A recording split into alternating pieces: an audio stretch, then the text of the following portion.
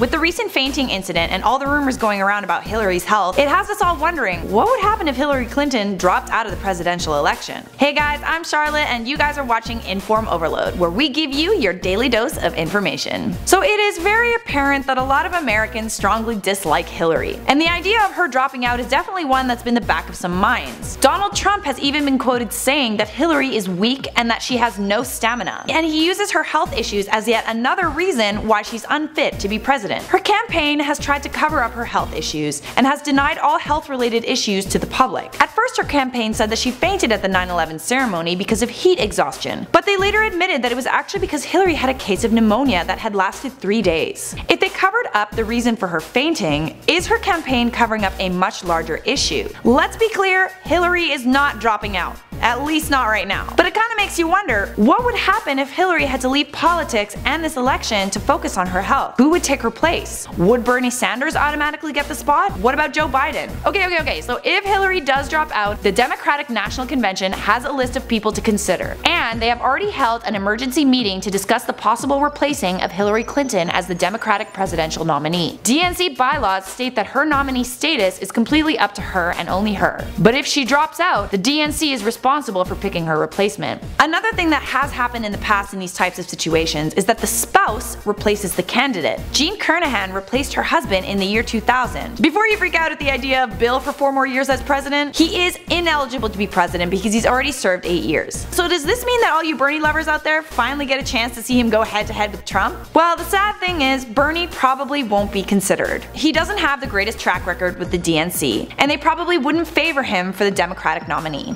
In some emails revealed by WikiLeaks, it's pretty clear that the DNC is not a fan of Bernie. Within the 20,000 emails leaked, it appears that the DNC not only disliked Bernie, they were trolling the hell out of him. The emails consisted of DNC members expressing their bias against Sanders and undermining him. There's also emails that raise concern where members questioned his religion, even though he's always maintained that he isn't religious. The DNC were passing emails back and forth to each other, basically saying that the Sanders campaign was doomed from the beginning. The DNC then publicly apologized to Mr. Sanders for these leaked emails and said that the remarks did not reflect the values of the DNC and their steadfast commitment to neutrality during the nominating process. He's still not in the good books of the DNC, even though he had the second highest number of delegates in the Democratic Party. But that doesn't mean that he couldn't take the spot. Sanders supporters would definitely launch a campaign to convince the DNC to choose him as their replacement. So finally, let's answer this question because I know you're all dying to know. Her replacement would either be Tim Kaine, Joe Biden, or Bernie.